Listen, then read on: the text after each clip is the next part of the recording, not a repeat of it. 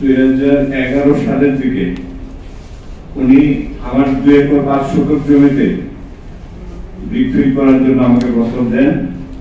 আমি প্রস্তাবে রাজি না হয়ে এই জমিতে কিছু জগৎজনিত সমস্যা ছিল, সেজন্য ওনাকে বলে যে আপনি একটা এমনি কিনে নিলে নেন, কিন্তু আমি আপনার মধ্যে কোনো ব্যবসা করবো।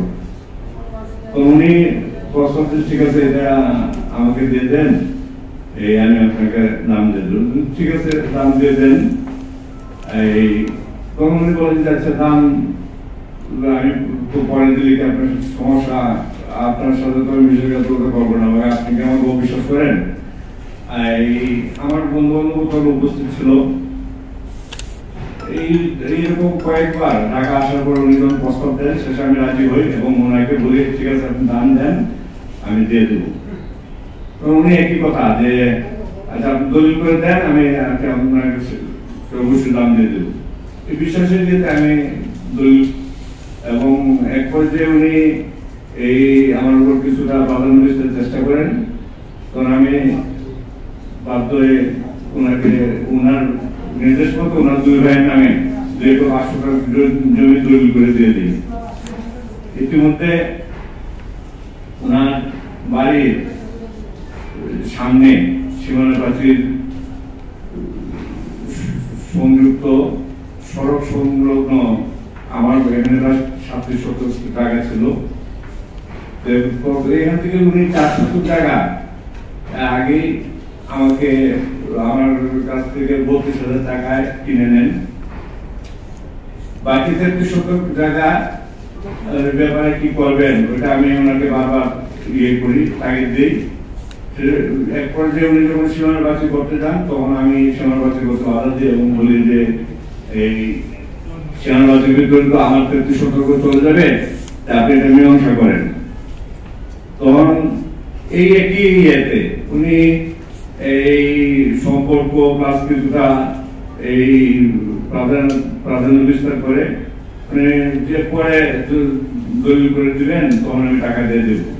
আর তাহলে ওইটা টাকাটা দেন, ঠিক আছে, দুইটা একসাথে মীমাংসা করে দিব, আর আপনি কাগজপত্র ঠিকঠাক করে ইয়ে করেন, আমি দুটো একসাথে দিয়ে দেব।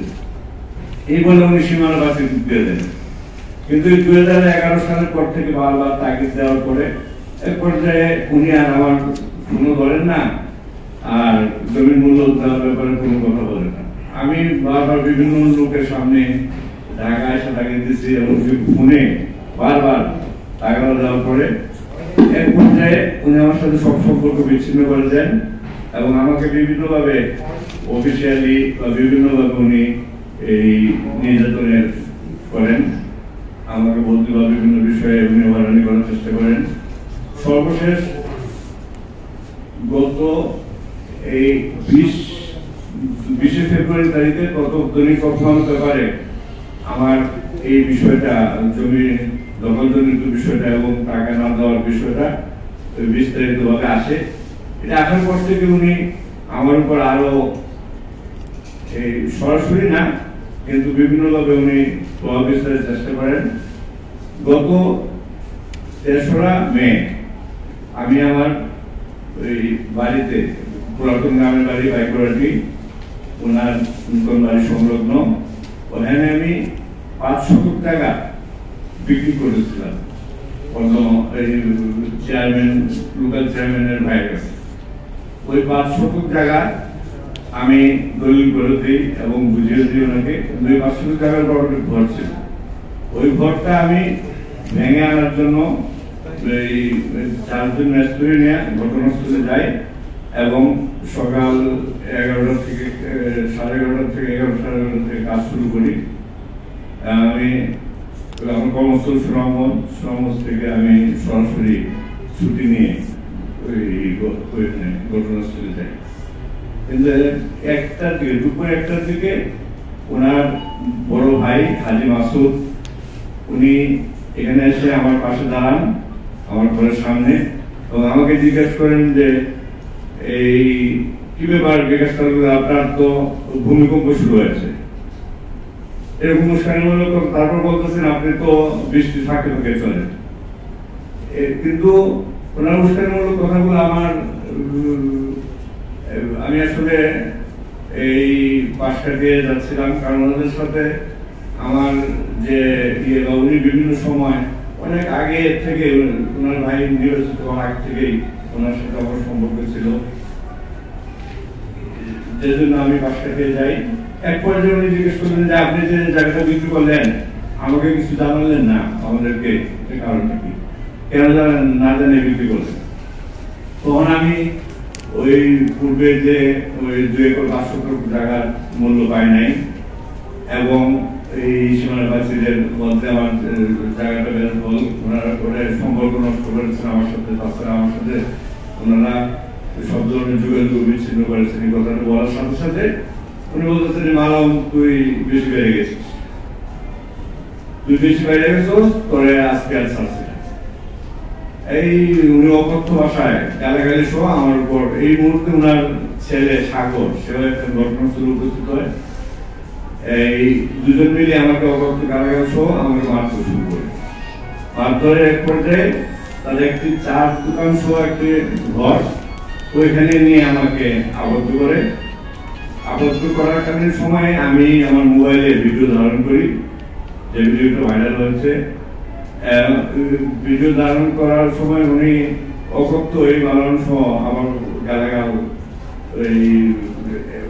যা আমি আমার এই 31 বছর চাকরি জীবন সারা জীবনে আমার এলাকায় এবং তাদের মাধ্যমে এইভাবে আমি লাঞ্ছিত এবং অপমানিত হব, প্লাস আক্রমণের শিকার হব, যে আমি কল্পনাও করতে পারি না। আমি কেন, আমার শুভাকাঙ্ক্ষী বা যারা আমাকে চিনে কেউই কল্পনা করতে পারে না। এই অবস্থায় আমি দীর্ঘক্ষণ এখানে বন্ধু থাকার অবস্থায় প্রাণ নাশের এখান থেকে বের হলে আমাকে বের ফেলে দেবে এবং আমি এখানে আর কোনোদিন যদি আসি আসবো কিনা জিজ্ঞাসা করেন, অবশ্যই আমার জায়গায় আমি আসবো না, তোকে আজকে তো দিব না যেতে, পাশাপাশি অন্য কোনোদিন আজকে যদি কোনোভাবে যাচ্ছ তোর কে আছে আন, আজকে যদি কোনোভাবে যাচ্ছ পরে আর কোনোদিন আসলে তোকে গুম করে ফেলবো। এরকম হুমকি দেওয়ার অবস্থায় আমি ওই ঘরের ভিতরে থেকে আমি 999 কল করি এবং ওখানকার সার্কেল অফিসের মধ্যে যাই, বিষয়টা জানাই, আমাকে উদ্ধার করার জন্য বলি এবং আমার একজন বন্ধু বান্ধবকে বলি।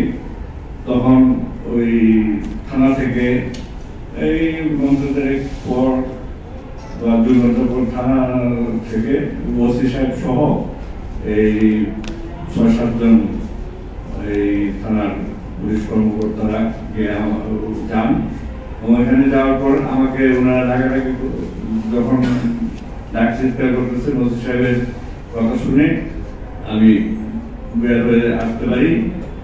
তারপর ওনারা আমার এক বন্ধু ওইখানকার বালিকা উচ্চ বিদ্যালয়ের প্রধান শিক্ষক আমার বন্ধু, উনিও গিয়েছিলেন, গিয়ে আমাকে অবরুদ্ধ অবস্থা পান। তারপর পুলিশ মহোদয়রা আমাকে ওখান থেকে ওই আমার বন্ধুর মোটরসাইকেল দিয়ে ঘনবাসে নিয়ে আসেন এবং আমি এই যে এই অবস্থায় এই একদিন আমি সময় কেমন করেছি দেখি এমপি সাহেব কোন কিছু বলেন কিনা বা এই ঘটনাটা, কারণ ওনার পরিবারের সাথে আমি যেহেতু সম্পৃক্ত ছিলাম, আমি আবেগে আপ্লুত হয়ে যাই। আমার আমি বাকরুদ্ধ হয়ে যাই ওনাদের এই আক্রমণে। কিন্তু এদের একদিন অতিবাহিত হওয়ার পরেও যখন না পাই তখন আমি মামলা করি এবং আমার এই মামলা করার পর একদিন পরেই ওনারা এই আমার পুরাতন গ্রামের একটা ছেলে, সে মোটরের চেয়ারম্যান সাহেব মোটরসাইকেল চালক, তার বাবা চাবি ক্রেতা, এই সে এমপি সাহেবের বিভিন্ন ইয়েতে প্রকাশ করে ওই ছেলেকে দিয়ে আমার নামে একটা কাউন্টার মামলা করিয়েছেন। আমি নাকি ওই ছেলের কাছ থেকে 3 লক্ষ টাকা নিয়েছি এই জমি বিক্রি করার নামে এবং জমির দাম 10 লক্ষ টাকা নাকি সে নির্ধারণ করেছিল। এর মধ্যে 3 লক্ষ টাকা আমাকে নাকি বায়না দিয়েছে।